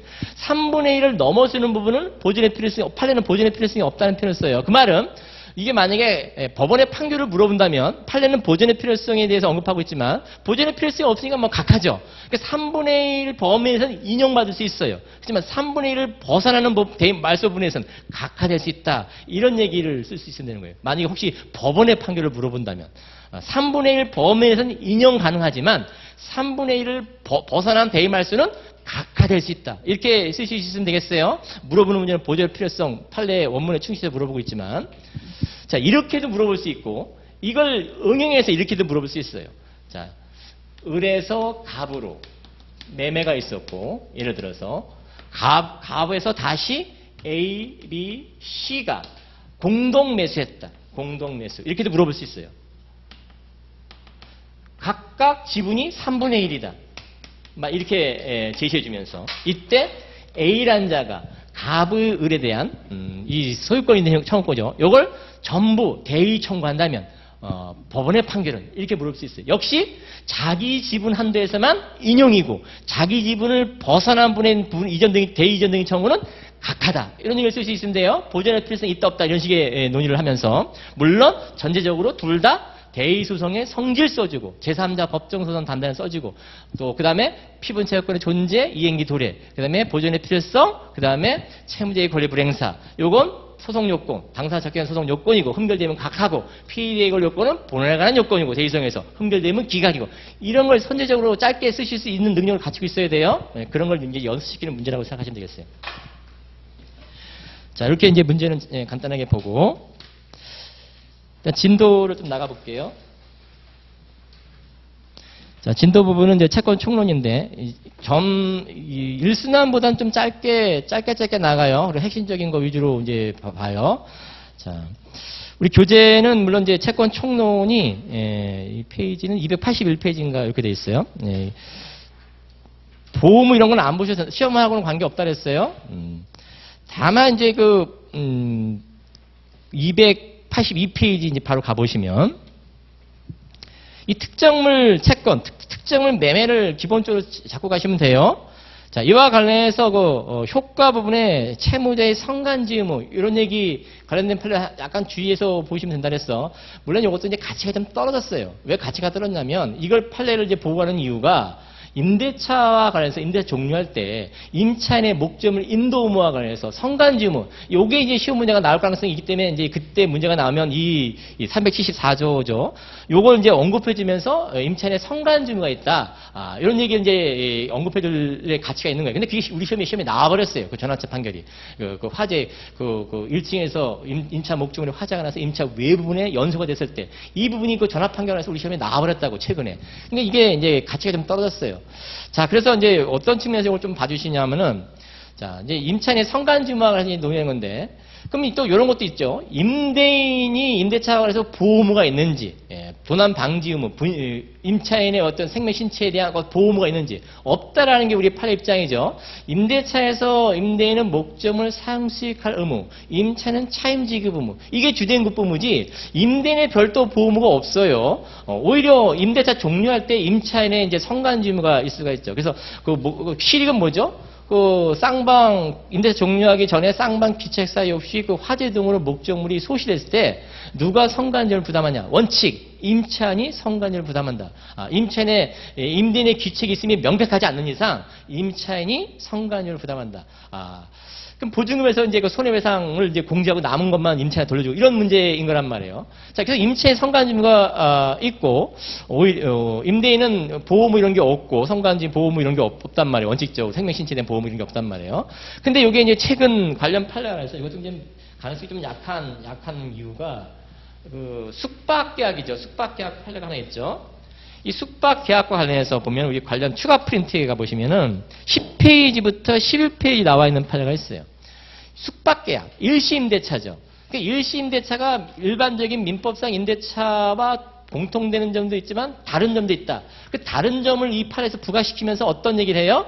숙박계약에서 목적물에 대한 그 임대인이 일시임대차라고 봤을 때 임대차와 완전히 동일하진 않아요. 그 이시 숙박계약 관련해서 그 숙박업자죠. 그자가 그 고객에 대해서 생명신체에 대한 보호무가 있냐라는 거죠. 임대인하고 비교되는 거예요. 보호무가 있다고 봐요. 따라서 보호가 있다고 하기 때문에 실익이 뭐냐면 그 숙박계약에 따른 그 목적물, 숙박계약 그 목적물에 화재가 났어요. 근데 화재가 누구 귀책인지 민대인 아니면 임대 귀책이 누구 귀책은 이 귀책이야. 이게 자연재해가 아니한테 얘기하면 자연재해일 때는 위험부담 문제를 접근시키는 거예요. 근데 자연재해가 아니라 누구 귀책은 귀책인데 누구 귀책인지 모르겠어. 그럼 누구한테 최종적으로 그 책임을 떠넘길 거냐라는 거죠. 자, 임대차에서는 임차인이 최종적인 책임을 떠나야 돼요. 누구 귀책인지 모를 때. 그런데 이 숙박계약에서는 누구한테 이게 임대인이 그 목적물에 대한 보호무 이 생명신체는 안전 배려 의무 이런 걸 가지고 있기 때문에 임대인이 최종적인 손해배상을 책임을 진다라는 뜻인 거예요. 그 숙박 고객한테 명백한 귀책이 발견되지 않는 한 이런 뜻인 거죠. 그래서 이게 차이점이 좀 있다는 얘기인 거예요. 실익이. 근데 실익이 이제 숙박계약이라는 일시 임대차와 관련된 부분이기 때문에 가능성이 좀 낮아지긴 해요. 이 객관식으로는 분명히 물어보고 있어요. 최근에 그 변호사 시험 기출 문제 같은 거 보면 객관식에서 이런 걸 다루고 있더라고. 이 관련 판례를 벌써. 근데 주관식에서 물어볼지는 약간 개인적으로 부정적이다라는 거예요. 숙박계약이기 때문에. 일반적인 임대차가 문제가 아니기 때문에. 이런 거죠. 근데 비교돼서 이제 봐주실 필요는 있고. 자, 과실의 기속. 이 부분이 좀 중요한 거예요. 최근 문제 경향을 보면은. 자, 일반적으로 이행기 전, 이행기 이후 이렇게 나눠서 이행기 전에는 채무자가 소유자이기 때문에 채권자에 기속한다. 자, 이행기 이후는 원칙적으로 채권자에 기속한다. 근데 이걸 시험에 관련해서 물어볼 것 같진 않아요, 제 개인적으로는. 오히려 매매와 관련해서 물어볼 가능성이 있어요. 587조죠. 587조에서 시험에 물어보고 있고, 법원 승진 시험에서 21년도에 이게 출제한 적이 있고, 우리 시험에 이게 영향을 미칠 수가 있단 말이에요. 자, 587조를 한번 가볼게요. 587조 의미를 새길 수 있어야 돼요. 587조. 그래서 과실의 기소, 이 과실의 기소 연계돼서 뭘로 연결시키는 거예요? 부당입반한 의무, 부당입반한 청구. 이거하고 연계되는 거예요. 자, 그 과실 수재권 없는 자가 과실을 반환 안 해주면 어떻게 돼? 그러니까 과실 수재권자한테, 그러니까 과실 수재권 있는 자가 과실을 취득해야 되는데 과실 수재권 없는 자가 과실을 취득하면서 반환 안 해주는 거예요. 그럼 무슨 문제? 부당입반한 문제. 이 부당입반한 문제로 법원 승진에서 물어본 적이 있다는 얘기예요, 제 말은. 21년도 문제에서. 물론 우리 강의한 사례편에 관련 문제가 들어있어요. 자, 587조를 가보시면 매매에 관해서 이제 과실의 기속 관한 이제 문제인데 이렇게 돼 있어요. 매매 계약이 있은 후에도 인도하지 아니한 목적으로 생긴 과실은 매도인에게 속한다. 그렇죠? 매매 계약 관해서 매도인이 계속 지금 점유하고 있어요. 사용하고 있어. 그러면 과실은 누구한테? 매도인 거라는 거야. 물론 이런 식의 이제 판례가 있어. 연계돼서 매수인이 매매대금 다 줬어요. 그럼에도 불구하고 매도인이 과실을 취득해서 반환 안 해줘. 그러면은 부당이득이지, 그거는. 자, 이건 매매대금 다 안 줬을 때를 전제라는 얘기인 거예요. 매매대금 다 안 준 상태에서 매도인이 아직 목적물을 매수인 인도 안 해줬어요. 그럼 매도인한테 과실 수취권이 있다는 뜻인 거예요. 그래서 원칙적으로 부당입반한 문제 안 생긴다는 얘기야. 그런데 매수인이 매매대금 다 줬다면, 준 상태에서도 매도인이 과실을 사용 수익하면서 반환 안 해준다면, 그럼 부당이득이라는 얘기죠. 어렵지 않죠? 자, 그 다음 거 볼게. 그럼 이제 이런 얘기 해볼 수 있는 거야. 매도인이 목적물을 점유하고 있다면 과실은 특별한 하장 없는 한 매도인을 계속한다고 보는데, 그럼 매도인이 목적물을 점유 안 하는 거야. 매수인한테 인도해 준 거야. 목적물을 매수인한테 인도해 줬어. 그런 때는 그러면 과실은 매도인이 아니라 매수인이 취득하는 거냐? 라는 거예요. 매매 목적물을 매수인한테 인도해 줬어요. 그러면 그 목적물에 생기는 과실은 사용이익을 포함해서 매수인한테 기속하는 거냐라는, 그렇다라는 거예요. 이 판례에 비춰본다면. 근데 문제는 매수인이 매매대금 다 준 상태에 인도받았다면 당연히 과실을 취득할 매수인이 있겠지. 근데 매매대금 다 안 줬어도 매수인이 그 목적물에 대한 과실을 취득하는 거냐? 여기에 대한 쟁점 문제예요. 이게 법원 승진 시험에 물어본 거예요. 자, 매수인이 매매대금 다 안 줬어요. 그런데도 인도받았어요. 그런 경우에도 매수인이 그 목적물에 대한 과실을 취득하는 거냐? 그래서 매도인이 매수인한테 과실에 대한 부당입반을 청구하면 그게 인정되는 거냐? 이런 얘기인 거예요. 과실을 매수인한테 계속 한다. 매매대금 다 안 줬다 하더라도 이렇게 논리가 가야 돼요. 그럼 매매대금 다 안 줬는데도 그래? 매매대금 다 줬다면 문제 없어. 근데 매매대금 다 안 줬는데도 과실은 매수인한테 계속하는 거야? 그래. 자, 그럼 매도인은 매수인한테 뭐 할 수 있냐라는 거예요. 과실은 매수인한테 계속해. 목적물 인도 줬다면. 매도인은 매수인한테 매매대금 다 안 줬죠? 그럼 매매대금 청구하겠죠. 자, 매매대금 청구하면서 매매대금에 대한 이자 청구할 수 있다. 이때 이게 이자가 지연손해금으로 보여져요. 이자 상당의 지연손해금 청구할 수 있다 이렇게 봐요. 원래 매도인의 목적물 이전 의무와 매수인의 대금 지급 의무는 잔대금 특히 동시에 있어요. 그래서 원래 매수인의 잔대금 관련해서 이자 내지 지연성은 못하는 게 원칙이에요. 왜? 동시에 있기 때문에. 근데 목적물 인도해 줬잖아요. 과실은 매수인 네가 가져. 대신 매매대금 다 안 줬으니까 매매대금 주면서 원래 동시항명이기 때문에 이자 청구, 지연소는 청구 못하는데 내가 너한테 청구할래 그거 라고 주장할 수 있냐? 그렇다는. 그렇게 서로 이렇게 상충시킨다라는 거예요. 서로. 이게 이제 중요한 의미를 담고 있는 거예요. 물론 또 이제 이런 얘기를 해요. 그 다음 거는 이제 객관식에서 주로 물어보는데, 그러나 그래서 그 다음 얘기를 읽어볼게. 587조. 이제 전문 후문이 있고 단서가 있단 말이에요. 후문. 매수인은 목적물의 인도를 받은 날로부터 대금에 대한 이자를 지급한다. 이 이자가 일종의 지연손해금을 오늘 보여준다라는 거예요. 그 다음 또 읽어볼게요. 그러나 대금의 지급에 대하여 기한이 있는 때는 변제기가 정해져 있지 않으면 바로 그 매매대금 청구하면 지연세금 청구하면 되는 거예요. 왜? 변제기 정하지 않은 게 기한에 정하면 채권은 어떻게 돼요? 청구한 때부터 지연세금 청구할 수 있잖아. 그런 법리인 거예요. 그런데 변제기가 정해져 있다면 변제기까지는 이자 청구 못한다라는 뜻인 거예요. 지연세금 청구 못한다라는 뜻인 거예요. 이게 이제 객관식을 잘 물어보는 스타일이에요. 그렇지만 이게 이제 주관식으로도 이렇게 물어볼 수 있어요. 이 조문의 구조와 관련해서 정확하게 이해할 수 있어야 돼. 자, 그래서 이게 우리 하단 580 하단 282페이지죠. 하단 쪽에 있는 볼드체 부분 587조와 관련해서 살펴보시고 참고적으로 연계시켜서 보시면 296페이지 가보시면 그 상단에 지체와 관련된 그 파트와 관련된 효과 부분에 이행지체와 관련된 효과 부분에 그 양가로 2번 부분 있죠? 거기를 다시 한번 봐주시면 되는 거예요. 그래서 인도해줬다면 지연손해금 청구할 수 있지만 인도 안 해줬다면 이자 상당의 지연손해금 못한다라는 논의를 판례와 관련해서 다시 한번 거기서 설명하고 있다라는 거죠. 그래서 참고로 같이 연계시켜서 보시면 뭐 완전히 잘 이해가 될 거예요. 다시 앞으로 가보시면 종류 채권 술렁술렁 넘어간다라는 거예요. 자, 금전 채권 관련해서는 이 285페이지 보시면 그 약정율이 있는 경우, 그러니까 원본, 그다음에 이자 내지 지원손해금 관련된 쟁점인 거죠.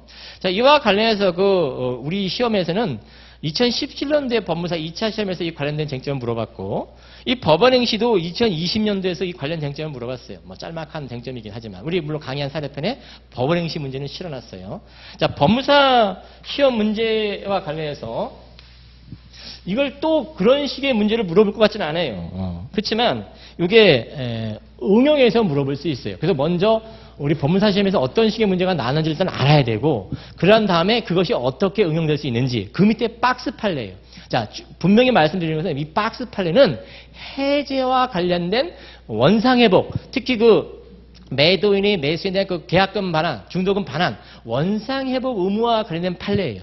자, 그 판례에 대해서 좀 어렵게 출제된다면 그 판례를 기초해서 물어볼 가능성이 있다는 얘기예요. 해제를 물어보면서 해제에 따른 원상회복 쟁점을 물으면서 이 판례, 박스 판례를 물어볼 가능성이 있어요. 자, 그러면 이제 조금 어려울 수 있어요. 먼저 우리 법무사 시험에 나왔던 쟁점을 한번 생각해 볼게요. 법무사 시험은 이런 거였었어요.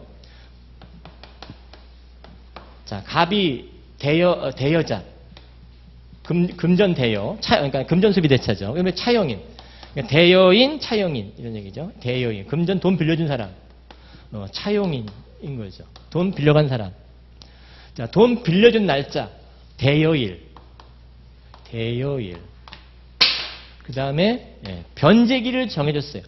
변제기를 정해주지 않았다면 지연손해금은 요 금전수비대 일반적인 그 변제기를 정하지 않은 채권은 청구받은 다음날 지체에 빠져요. 가장 대표적인 게 부당에 관한 채무죠. 근데 금전수비대차는 603조 2항 때문에 어떻게 청구받고 바로 그 다음날 지체에 빠지는 것이 아니라 상당기간이 며칠인지 뭐 안 가르쳐줘. 하지만 그것이 일주일일 수도 있고 열흘일 수도 있어. 일정 기간 지난 다음에 지연손해금이야. 그쵸? 이게 금전수비대차나. 근데 이제 우리 시험에서는 변제기를 알려줬어요. 변제기. 그러니까 돈 빌려준 날부터 변제기까지는 이자 청구죠. 그리고 변제기부터 다감날까지는 지연이자죠. 이 지연이자가 이자가 아니에요. 요 지연이자라고도 물어보기도 하고 문제에서 지연손해금 이렇게 물어보기도 해요. 지연손해금이죠. 지연이자, 같은 말이야. 이자하고 지연이자는 다른 얘기란 얘기냐, 이 말은. 이자는 3년 소멸시효야. 지연이자는 3년 소멸시효가 아니야. 지연손해금, 원본 채권 성질에 따라 소멸시효 기간이 정해져요. 그쵸? 지연손해금은, 지연이자는. 그 차이점이 있다는 얘기야, 제 말은. 자, 그래서 돈 빌려준 날부터 변제기까지는 이자고, 변제기부터 다감날까지는 완제일이죠. 완제일까지는, 지연손해금이에요. 자, 이때 돈 1,000만 원 빌렸다고 가정해볼게. 1,000만 원. 그러면 1,000만 원 빌려주면서 이자 약정을 할 수도 있고 안 할 수도 있어요. 자, 상행위 채권은 이자 약정이 없어도 돈 빌려준 날부터 지연이자, 그러니까 이자 약정을 안 해도 이자 청구할 수 있어요. 물론 변제기부터는 지연이자고. 상행위 채권은, 상사 채권은. 근데 민사 채권이란 말이야. 이게 민사 채권이면은 이자 약정을 안 했다면 이자 청구는 못하고 지연손해금만 청구할 수 있어요. 이자 약정을 했다면 이자 청구, 그에 따른 지연손해금도 가능해요. 자, 이자 약정이 없을 때, 있을 때 이렇게 문제를 물어봤어요. 자, 이자 약정이 있어요. 자, 이자 약정을 만일 6%의 이자 약정을 했어요. 그러면 이자는 6% 청구할 수 있어요. 만약에 6% 약정이 없으면 이자 청구 못해요. 근데 지연손해금도 6%냐? 그렇다고 봐요. 근데 이자 약정을 3% 약정했어요. 그러면 이자 3% 청구할 수 있어요. 그럼 지연손해금도 3%예요? 아니야. 지연손해금은 최소한도로 법정이자 상당의 지연손해입니다. 이런 뜻인 거예요. 자, 그런데 이자 약정을 안 했어. 이자 약정을 하나도 안 했어. 그러면 이자 청구는 못하고 대신 지연손해금은 5% 민사니까 5% 지연손해금 청구해요. 이런 논의인 거예요. 물론 소장 부분 송달인 다음 나왔던 소처법 적용을 받고 물론. 자, 이런 논의예요. 자, 이걸 이제 우리 시험에 물어봤어. 특히 이제 주의할 점이 뭐지? 법정이자보다 낮은 이율 약정을 했을 때, 3% 약정했을 때, 여기도 3%냐? 아니다. 여기 6%다. 여기 이제 법행 문제에서 물어본 스타일 문제인 거예요. 우리 강의한 사례편에 들어있는 문제와 관해서. 자, 이게 이제 대여금 청구해서 이런 얘기를 해볼 수 있는데, 박스 판례는 이런 법리지만, 이 대여금 청구한 판례가 아니에요. 자, 그럼 어떤 판례냐면 이런 판례예요. 즉, 갑하고 을이 매매 계약을 체결했어요. 매매 계약을 체결했어요. 계약금 1천만 원. 예를 들어서 매매 1억인데 계약금 1천, 중도금 3천, 잔금 6천. 이런 식의 계약을 체결했다고 말해줘요. 근데 계약금 중도금 받으면서 즉 계약한 날, 그다음 중도금 받으면서 목적물 여기 엑스토지라고 가정하고. 엑스토지를 인도해줬다 그래. 인도받고 이런 상태에서 잔금을 지급 안 하는 바람에 매매계약이 해지됐다. 이렇게 문제를 구성할 수 있어요. 자, 해지됐을 때면 그럼 원상회복이죠. 원상회복, 을은 목적물 인도해주면서 사용이익도 반환이 되고, 갑은 계약금, 중도금 합해서 1천, 3천 합해서 4천이죠. 반환해주고 또 뭐 떼줘야 돼? 받은 날로부터 이자 반환해줘야죠. 이때 이자가 어떤 성질이라 그래요? 이때 이자가 부당이득 반환 성질이다. 지연손해금이 아니다. 동시한분이 있든 없든 이런 얘기를 하죠. 자, 그래서 계약금, 중도금 반환해주면서 주의할 점, 계약금, 중도금 각각 받은 날로부터 각각에 대한 이자도 반환해준다. 이때 이자가 부당이득 반환입니다. 자, 이 지연손해금이 아니다. 그럼 부당이득 이자인데 이자 약정을 별도로 했다면 그 이자 이율에 따른 약정 이율이죠. 즉 이자 약정을 했다면 그 약정 이자를 청구할 수 있는 거예요. 근데 548조에서 말하는 논의는 뭐야? 이자 약정이 없었다 하더라도 법정이자 민사라면 5% 청구할 수 있다라는 뜻인 거예요. 그 말이야. 그러면 지연손해금도 5%다라는 거예요. 자, 다시 계약금, 중도금 반환해주면서 계약금, 중도금에 대해 각각 받은 날로부터야. 다음 날 아니야. 조심할 점이야. 받은 날로부터 이자 청구할 수 있다. 이자 약정을 별도로 했다면 그 약정일을 청구할 수 있어. 3% 약정했든 6% 약정했든 10% 약정했든 그거 청구할 수 있어. 근데 이자 약정을 안 했다면 5% 청구할 수 있다. 5% 약정 안 해도 5% 이자 청구할 수 있다는 게 중요하다는 얘기예요. 제 말은. 근데 5%보다 낮은 3% 약정할 수 있냐 이 소리야. 할 수 있다 이 소리야. 그 당의 이자 약정 자체이기 때문에 당사자 약정이기 때문에 안 된다 그러면 안 돼. 안 되는 건 지연손해금 문제야. 지연손해금에 대한 얘기야. 이자 약정을 아무런 약정 안 해도 5% 청구할 수 있어. 548조 관련해서. 근데 이 약정을 별도로 할 수 있어. 법정 이자보다 높게 6% 할 수도 있어. 낮게 할 수도 있어. 3% 할 수 있어. 이런 얘기야. 그러면 이자 약정을 안 해도 5% 이자 이제 청구할 수 있는데 지연손해금 이게 이자라며 부당이득 반환 성질이라며 지연손해금이 아니라며 그럼 언제부터 지연손해금이야? 청구한 때부터. 왜? 원상회복은 기한에 정하면 부당이득 반환 성질이란 말이야. 기한에 정하면 채권이야. 그러니까 청구한 때 돈 달라고 매수인이 매수한테 해지했다는 원상회복으로서 중도금 계약금 달라고 말한 때 내용증명이든 내용증명을 청구했다면 지연손해금이고 법정이자 상당의 지연손해금이고 만약에 소장을 청구했다면 소처법상의 지연손해금이고 이런 뜻인 거죠. 언제? 청구한 때. 그러니까 받은 날로부터 청구할 때까지 하기 전까지는 이자고 청구한 다음 날은 지연손해금 문제다. 그럼 어떤 법리야? 이 얘기야. 이자, 지연손해금 이 얘기라고. 그렇죠?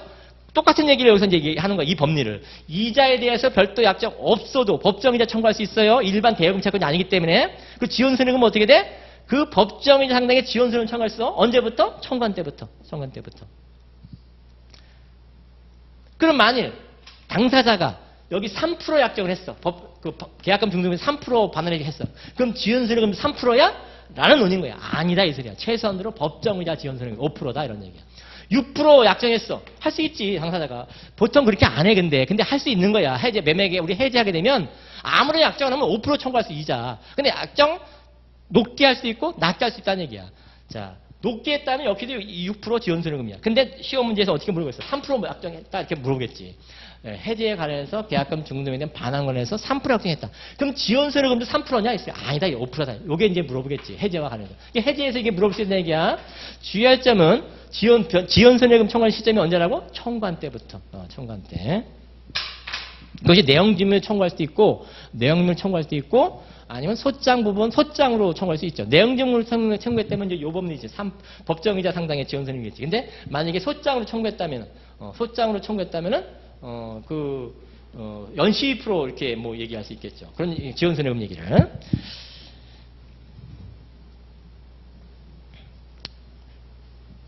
자, 그 박스 판례를 그렇게 이해해 주시면 되겠어요. 그게 이제 좀 어렵게 나온다면, 응용해서 물어볼 수 있다. 해제와 하는 얘기다. 이런 뜻인 거예요. 자, 286페이지 가보시면, 상단에 있는 박스 판례, 금전채무에 관하여 이행지체에 별도 지원선액금 비율을 약정했다. 그럼 지원선액금 비율이 그 위약금 약정 손해배상 예정이다. 그 손해배상 예정 부당이 부당하다면 감액할 수 있는데 비율을 금액으로 환산한 금액을 감액하는 것이지 비율 자체를 감비하는 거 아니다 이런 뜻이에요. 환산한 금액을 감액하는 거다. 관련 문제와 관련해서 좀 우리가 이제 기한에 정함이 없는 채권 관련해서는 가장 대표적인 얘기 부당히 반환 채무인데 청구한 다음 날로부터 지체에 빠뜨린다 그랬어요. 그 지원 청구하시다 그랬어요.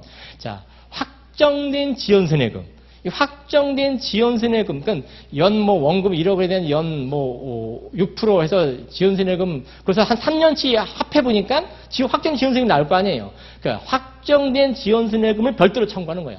그럴 때 확정된 지원선액금에 대한 지원선액금, 언제 청구할 수 있느냐. 이게 기한에 정하면 채권이기 때문에 청구한 다음날 지체에 빠뜨린다. 지원선액금 청구한다. 이런 논의인 거예요. 주의할 점 같은 것이 이제 뭐가 있냐면은 확정된 지원선액금 일정 기한에 정하면 채권이고 원본 채권이 상위 채권이면 지원선액금도 상위 채권이라는 거 연 6% 뭐 그런 거 기본적인 거 쓰고 있고 자, 확정된 지원선액금에 대한 그 이율은 신소 기준이다. 이게 무슨 얘기냐면 이런 게 있을 수가 있단 말이에요. 원본 채권, A 원본 채권이 있고 B 지원선액금이 수가 있죠. 이게 원본이에요. 원본에 대한 지원선액금이 이제 그 판결을 받으면 10년 연장유가 생기잖아요. 10년 다 돼갈 쯤에 다시 시효 연장을 한 소재기를 제기하잖아요. 이럴 때 시효 연장한 소재기가 이제 그 애당초 과거와 현재와 관해서 이게 소처법상의 그 지원선액금이 달라졌잖아요. 20%에서 원래는 25%인가 아마 그랬을 거예요. 25%에서 20%에서 뭐 15%에서 12% 이렇게 바뀌었어요. 특히 15%가 바뀐 시점이 2019년도쯤인가 5월달인가 이때 바뀌었어요. 그러니까 그 전에 판결받은 것이 10년 다 돼갈 쯤에 이럴 수 있잖아요. 그러면 이 지원선액금은 현재 신소 기준이냐, 애당초 과거 판결받을 때 기준이냐라는 거예요. 약정 지원선액금이 있을 수 있잖아요. 애당초 판결받을 당시 지원선액금이에요. 원금에 대한 지원선액금은. 신소 기준이 아니에요. 연시 2%가 아니라는 얘기야. 과거 판결받을 당시 그 소처법상 기준으로 산정하는 거예요. 그런데 이 확정된 지원선액금, 10년, 다 합산해보니까 지원선액금만 따로 별도로 청구하고 싶은 거야. 그럴 때, 이 확정된 지원선액금, 요것까지도 애당초 국법상 그 기준이냐? 아니다. 신소비이다. 이건 확정된 지원서에 대한 지원세액금을 청구. 그러니까 원본 청구하면서 지원세액금을 따로 청구하는 거예요. 확정시켜가지고 그 합해가지고 원본 따로 청구하고 확정된 지원세액금도 따로 청구하는 거야. 이럴 때 확정된 지원서의 지원세액금은 신소 기준이다라는 뜻인 거예요. 그게 이제 주의할 점인 거예요. 이게 신청서를 물어볼 수도 있고 민법으로 물어볼 수도 있어요.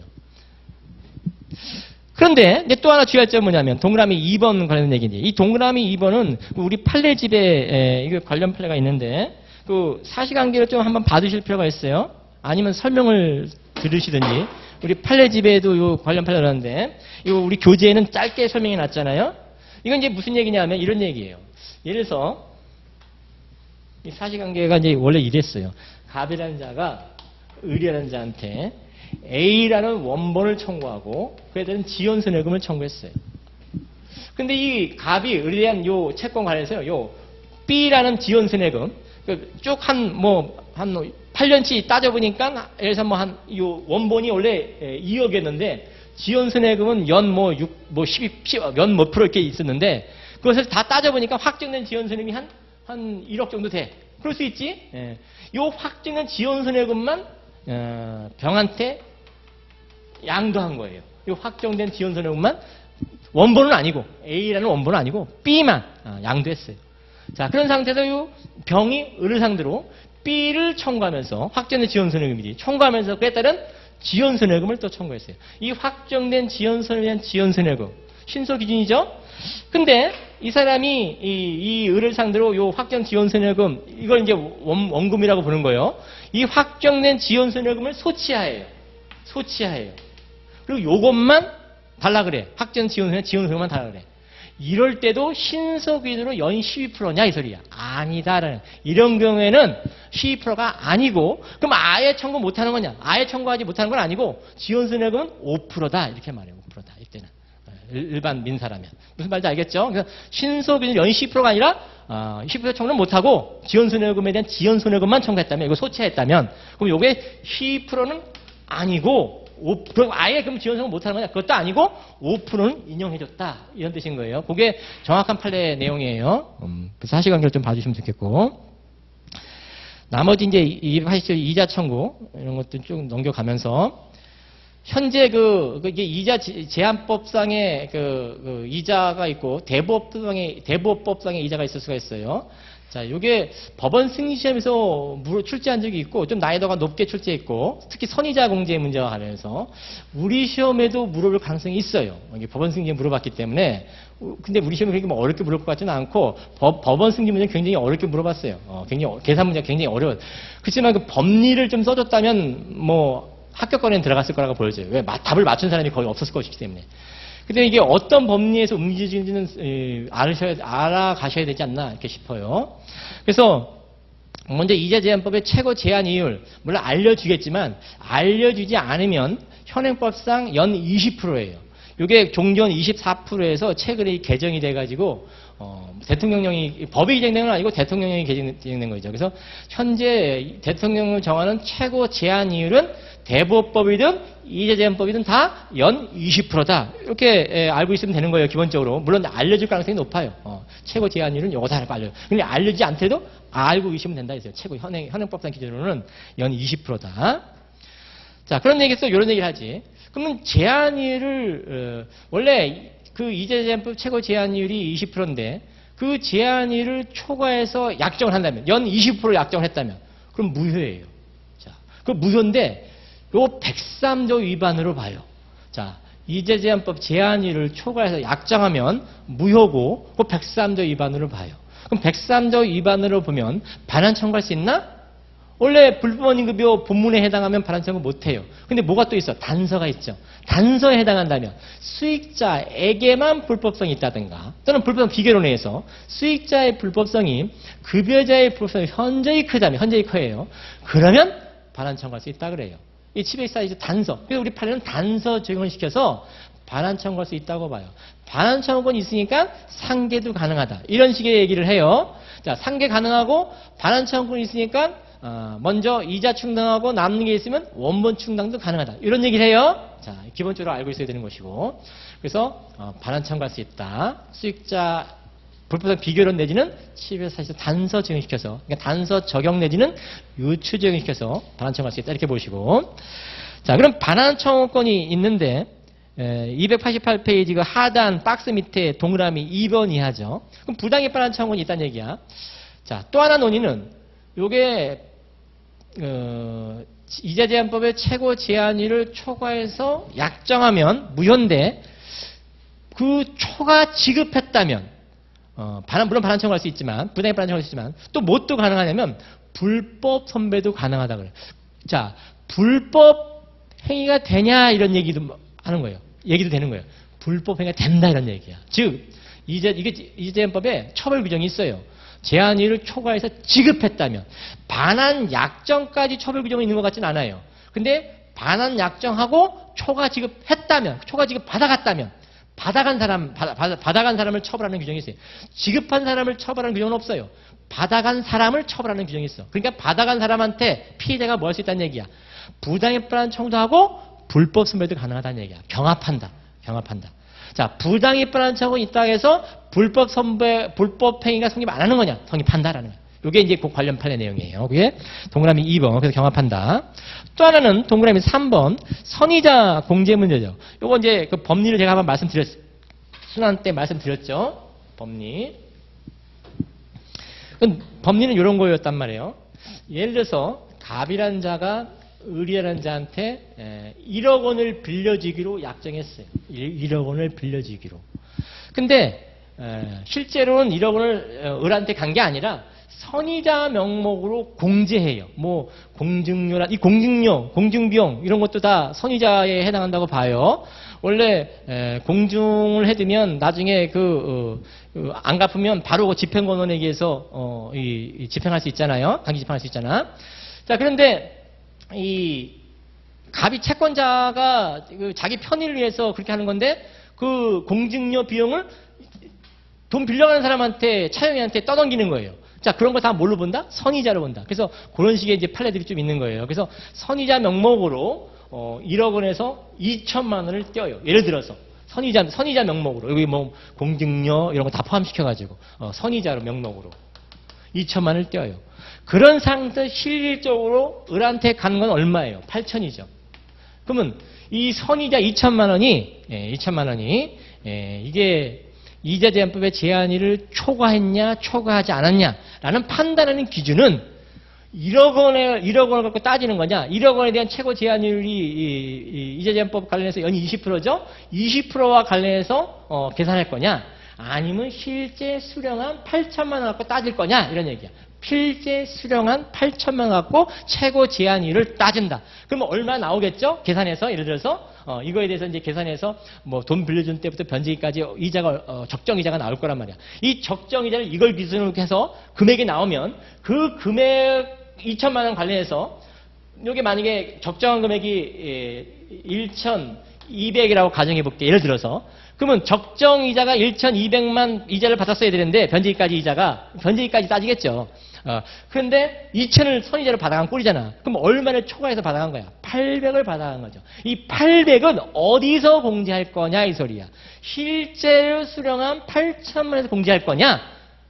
원본 적정 이자를 계산하고 그걸 초과해서 받아간 꼴이죠. 2천만 원을. 그럼 뺀 나머지가 나올 거 아니야. 800이라면 이 산에서 800을 1억 원에서 공제할 거냐, 8천에서 공제할 거냐 이런 논의야. 어디서 공제한다?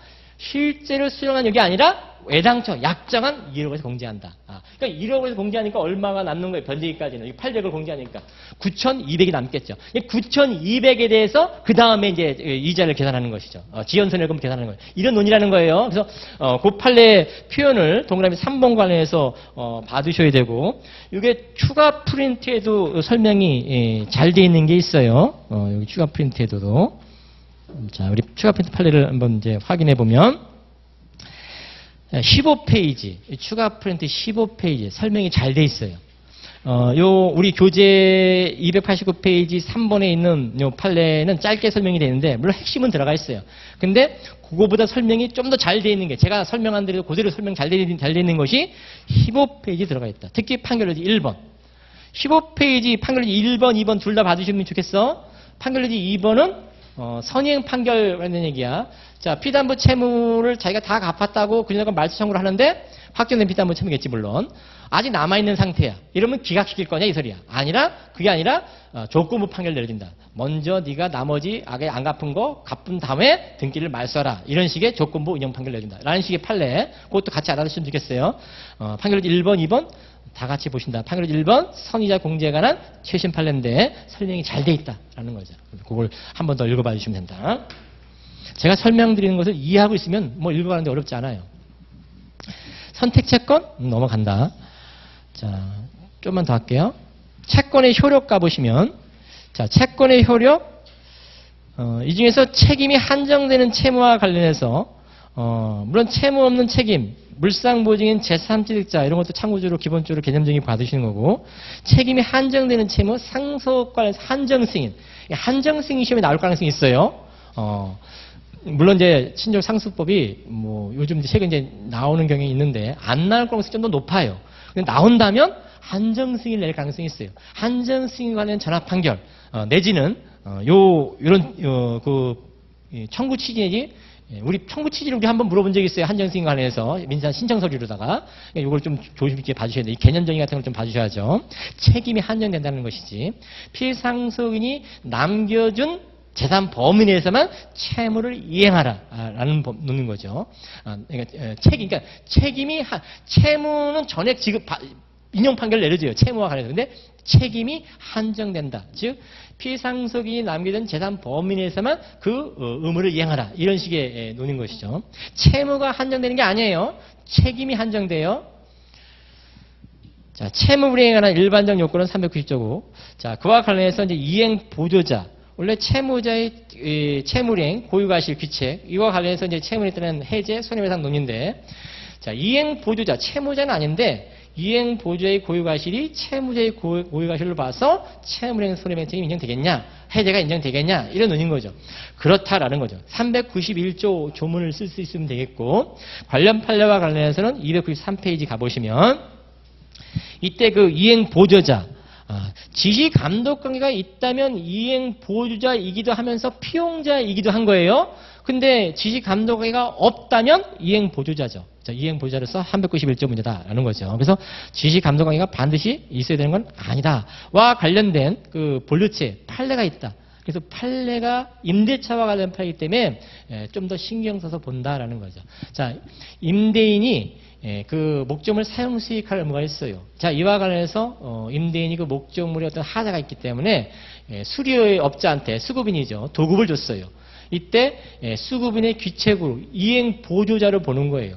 수급인의 귀책으로 임대차 목적물이 소실됐어요. 그럼 임차인이 임대인한테, 자, 임대인의 직접적인 고유과실은 아니잖아요. 이행 보조의 고유과실이야. 그 고유과실을 391조에 따라서 임대인의 고유과실을 볼 수 있겠냐? 그렇다라고 보는 거죠. 그래서 그 관련 판례 주의할 점, 도급은 원칙, 지시 감독 관계가 없음이 원칙이에요. 지시 감독이 있다면 그건 노무도급이에요. 근데 그런 거 없다면 노무도급이라는 게 뭐예요? 재료를 그 도급이 다 제공을 해요. 보통 도급은 수급인이 재료를 갖고 와갖고 완공시킨 다음에 도급인한테 준공검사 받고 넘겨주는 거잖아. 근데 이때 일반적인 그 노무도급은 그 집주인이 자기가 재료를 다 준비해. 그리고 수급인은 어떻게 해? 일만 시켜. 이렇게 해달라. 이게 노무도급이야. 지시도급 관계가 있는, 지시 관계가 있는 거예요. 이럴 때는 피용자, 사용자가 있을 수가 있는 거예요. 근데 그런 거 아니라면 원칙, 도급은 뭐야? 지시감독관계가 없는 게 원칙이라고. 그럼 지시관계가 없어도 이렇게 이행 보조자가 될 수 있냐라는 논의인 거예요. 그렇다라는 거예요. 거기서 출발하는 거예요. 이게 논의가. 또 이행 보조자가 문단 바뀌는 부분 관련해서 또한 이행 보조자가 채무자와 계약 그 밖의 법률가 있어야 하는 것도 아니다. 제3자가 단순히 호의로 행위를 한 경우에도 인정될 수 있다. 승마 체험 관련된 판례 한번 소개해드린 적 있죠? 그거 염두에 두시면 되는 거예요. 그게 변호사 시험 문제에서 2차로 물어본 적이 있어요. 그 관련 사실관계를 제시하면서. 승마 체험 관련 판례가 있다고 이게. 효과와 관련해서는 하나만 알면 돼요. 이행 보조자가 그 피해자와 불법 선배가 될 수 있어요. 자, 그 불법 선배 책임과 그 채무자의 채무행 책임과의 관계는 부진정 연대채무 관계에 있다라는 걸 알고 있으면 돼요. 그럼 부진정 연대채무 관계에 있다면 부진정 연대채무에서 절대효과, 상대효과 이런 게 있을 수가 있다. 그게 이게 연결고리로 물어볼 수 있다는 뜻인 거예요. 그래서 그 판례를 하나 기억해 두시는 거고. 자, 이행지체와 관련해서는 544조를 같이 염두에 두시면서 보셔도 돼요. 우리 채권 총론에서는 손해배상에 초점을 맞추고 있어요. 자, 원래 채무불이행은 크게 이행기체, 이행불능, 이행거절. 이렇게 불완전 이행도 물론 있어요. 자, 근데 보통 이제 이행기체, 이행불능, 이행거절인데, 자, 보통 해제하면서 손해배상. 이게 원래는 일반적일 거예요. 하지만 해제하지 않고 손해배상 청구할 수 있어요. 여기 손해배상만 청구한다는데 초점을 맞추는 것이 이 채권 총론 부터예요. 하지만 채무불이행 입장에서 해제가 인정 안 된다는 것은 아닌 거예요. 선택할 수 있는 것이니까 피해자 입장에서 해제하면서 손해배상 아니면 해제하지 않고 손해배상 아니면 해제만 이렇게 선택적으로 행사할 수 있다 이렇게 이해하시면 되겠어요. 그래서 채무불이행, 해제, 손해배상 같이 따라올 수 있다 이렇게 염두에 두시고 보는 거예요. 기한 유예해 줄 수 있다. 그 기한 유예가 관련 판례 하나 있는데 그 어음을 발행하는 거죠. 이행기시에 빠지기 전에 원래 원인 채무 이행기보다 뒤로 늦춰서 어음을 만기를 어음 발행해 주는 경우 그때까지 기한이 유예되는 경우 있을 수 있다. 주의할 점은 그때 어음 발행이 지체에 빠지기 전에 어음 발행해야지만 효력이 있는 것이지 기한 유예가 지체에 빠진 이후에 어음 발행했을 때는 그런 효과 없다. 기한 유예 효과 없다. 이런 식의 논의예요. 사법시험에서 한번 과거에 좀 오래전에 출제한 적이 있기 때문에 한번 확인하고 가는 거예요. 가능성은 좀 낮아요. 어음 쪽 관련된 문제이기 때문에. 자, 295페이지. 채무의 이행기가 도래하면 지체죠. 자, 확정기한? 그러니까 확정기한 어렵잖아. 도래한 다음날 지체겠죠. 추심명령 예외 있다. 확정기한이 도래하더라도 청구해야지만 지체에 빠진다. 추심명령 관련해서. 불확정기한. 불확정기한은 안날, 상대방 채무자가 안날부터 지연세는금이다. 기한, 시험에 나올 가능성은 있는 건 뭐예요? 확정기한, 물론 우리 시험에 이제 출제한 적 있지만, 요 기한의 정함형 채무가 나올 가능성이 있어요. 자, 기한의 정함형 채권은, 가장 대표적인 분양에 따른 채권, 일반 금전 채권으로서 청구받은 다음날 지체에 빠진다. 근데 주의할 점이 있다.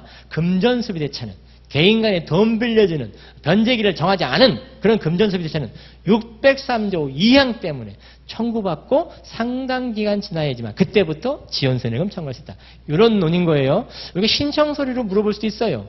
왜냐하면 이게 어떤 논이냐면은 만일 변제기를 안 정했는데 당사자가 소송으로다가 원금 청구하면서 소장 부분 송달 다음날부터 지연세금 면시부를 청구해. 그럼 법원에서 보정이 나온다 이런 얘기야. 왜 보정이 나와? 네가 소장부 송달인 다음 날부터 지연세금 청구하는 근거를 내봐라. 이런 얘기를 해요. 왜? 603조 2항 때문에 청구받고 상당 기간 지나서 네가 청구해야 되는 거 아니야? 이런 논인 거죠. 그러니까 청구 취지 고쳐야 되는 거 아니야? 이런 뜻인 거죠. 자, 내용증명을 소송 제기하기 전에 미리 보냈다면 할 수 있어요. 그렇게 청구할 수 있어. 소장부 송달 다음 날 지연세금 시입 청구할 수 있어. 그런데 내용증명도 보낸 적도 없어. 그러면 청구 취지 변경시켜야 된다.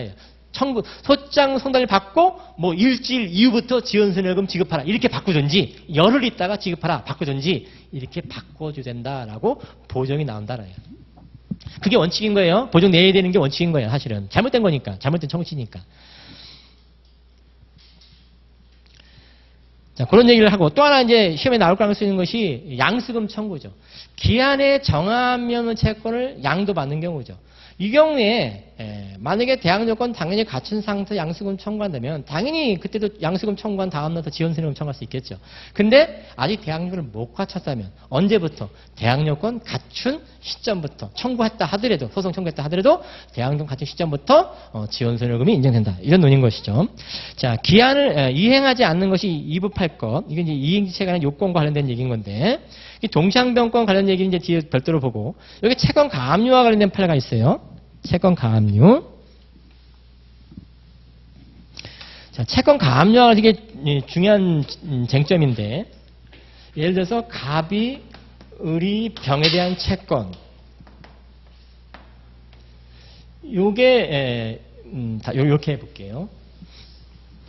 갑이 을, 매도인 이게 설명이 이게 좋을 것 같아. 매수인. 갑의 채권자인 A가 채권 가압류할 수도 있고, 매수인의 채권자인 A가 B라고 할게. B가 가압류할 수도 있어요. 여긴 매매대금 채권 가압류겠죠. 매매대금. 금전 채권 가압류겠죠. 여긴 소위등 채권. 소위등 채권 가압류겠죠. 소위등 채권 가압류겠죠. 자, 이럴 때 차이점인 것이죠. 시험에서는 이렇게 두 가지 형태로 물어본다 그랬어. 갑이 을을 상대로 매매대금, 가압류된 부분, 이행 청구성을 제기한다면 법원의 판결은 이렇게 물어보세요. 각하, 인용, 일부 인용, 기각 이런 형태로 물어본다고. 그럼 어떻게 한다고? 인용 판결이다. 일부 인용이 아니라는 얘기예요, 제 말. 그냥 인용 판결입니다. 자, 판결은 받을 수는 있어요. 소송 제기하고 판결 받을 수 있어. 그렇지만 받아갈 수 있어요? 집행은 못해. 받아가지는 못해. 그러니까 이 사람이 공탁하는 거죠. 이게 이제 첫 번째 물어보는 스타일 문제야. 두 번째, 이때 매매대금 채권 이행계 있을 거 아니야. 이행계 이행을 안 하면 지체냐? 지체다. 이때 을은 이 지체는 뭐를 전제로 해서 이렇게 논의가 되는 거예요. 지체가 돼야지만 해제가 될 수 있고 손해배상이 될 수 있는 거야. 자, 지체냐? 그래서 해제하고 손해배상 청구할 수 있는 거냐? 이런 논의인 거야. 그럴 수 있다라는 거야. 즉, 이자가 매수인이 너에 대한 채권자 A가 매매대금 채권에 가압류가 되기 때문에 내가 이행계 이행 못하고 있거든? 그러니까 나 지체 아니야. 이행계 이행 못할 만한 사정이 있어. 라고 항변할 수 있냐? 없다라는 거야. 없다. 그래서 이행계 이행 안 하면 가압류가 돼 있음을 기하로 지체를 면할 수 없다. 해제를 면할 수 없다. 이런 항변이 안 된다. 이런 뜻이기도 한 거죠. 이런 식의 논의를 물어봐요. 또 하나 논의는 이런 얘기예요. 채권 가압류가 있다. 갑과 을이 어느 일방의 채무불행으로 해제할 수 있는가? 채무불행 해제, 법정 해제죠. 당연히 인정돼요. 자, 왜 가압류는 판례 표현 그 기초적 법률 관계를 구속한 효력은 없다. 당연히 어느 일방의 채무를 해제할 수 있다. 법정 해제 당연히 인정된다. 그렇지만 합의 해제 가능한가? 합의 해제 되는가 안 되는가? 합의 해제도 원칙, 예외 나눠서 보면 원칙 된다. 왜? 이 이야기야. 채권 가압류는 그 기초적 법률 관계를 구속한 효력은 없다. 법정 해제도 되지만 합의도 된다라는 거예요. 다만 합의 해제는 주의할 점이 있다. 가압류권자를 해할 의도로 합의 해제하면 안 된다. 이런 얘기를 써주시면 됩니다. 합의 해제도 원칙 가능해요? 객관식에서 이런 형태의 해제할 수 있는가? 이렇게 물어보면 맞는 거예요. 해제할 수 있는가? 단특별 사상 없어요. 해제 가능해요. 기초법률을 구속한 효력은 없다. 그렇지만 합의 해제는 주의할 점이 있다. 가압류권자를 해할 의도로 합의 해제하면 안 된다. 이게 법원행위에서 한번 물어봤던 적이 있어요. 이 합의 해제가 이 사람을 해야 할 의도가 아닌 어떤 사정이 생겨서 합의 해제하는 경우도 있을 수가 있잖아요. 법령이 바뀌는 바람에. 그럴 경우에 합의 해제 된다. 이런 뜻이기도 한 거예요. 여기서 얘기할 수 있다. 매수인이 매도인한테 소유권 이전 등기 청구성을 제기한다. 그럼 법원의 판결은 이렇게 말이에요. 조건부 판결이다. 가압류 집행이 해제되는 걸 조건으로 갑은 을한테 소유권 이전을 이행하라. 이런 식의 판결을 내린다. 만일 조건부 판결인데 가압류 집행이 해제되는 걸 조건으로 이렇게 쓰실 수 있어야 돼요. 조건부 판결. 일부 인용 판결 같은 말이야. 조건부 판결, 일부 인용 판결. 자, 그러면 요 갑이라는 자가 이 소유권 청구에 가압류가 있으면 이 사람이 송달을 받아요. 알고 있어요. 그런데 이렇게 등기를 해줬어. 이런 것도 써주셔야지. 왜 조건부 판결이야? 이유. 소유권 이전 등기 소송 그에 따른 판결은 의사 진술을 명하는 판결이다. 만약에 법원이 단순 이용 판결을 내려주면 가압류권자를 해하게 된다. 그렇기 때문에 조건 판결. 이거 써주셔야 돼요. 이런 얘기. 자, 또 하나. 이게 갑이 이걸 가압류 있음을 무시하고 올 앞으로 등기해줬어. 그런 상태에서 다시 병으로 등기가 됐어. 이거 B가 이거 등기 말소할 수 있어요? 할 수 없어요. 소유권 청구에 가압류 공피되는 효력이 아니기 때문에 이게 등기를 막을 수 있는 것은 아니기 때문에. 또 하나, 등기해줬어. 병한테 갔어. 이 등기를 말소시킬 수는 없어요. 그렇지만 B는 뭐 할 수 있다? 이렇게 갑한테 손해배상 청구할 수 있다. 자, 손해배상 불법행위, 채권 침해에 따른, 가압류 채권 침해에 따른 손해배상 문제예요. 손해배상 청구할 수 있는데, 문제는 갑하고 을이 소유권 이전 청구권에 어느 일방의 채무령으로 해제가 됐다. 이렇게 물어볼 거예요. 해제. 합의도 가능해요. 이자를 해야 할 의도가 아니라면. 근데 어쨌든 해제가 됐다. 그러면 이미 먼저 해제가 될 수 있는지를 써줘야 되겠지. 그런 상태에서 해제가 됐다면 B는 갑한테 손해배상 청구할 수 있어요. 안 돼요. 발생한 손해배상은 소급적으로 소멸한다. 이런 표현을 써주셔야 돼요. 해제, 소급표. 자, 그러기 위해서는 등기 막을 수 없어요. 등기 막을 수 없지만 채권 침해 손해배상 문제, 불법행 손해배상 문제야.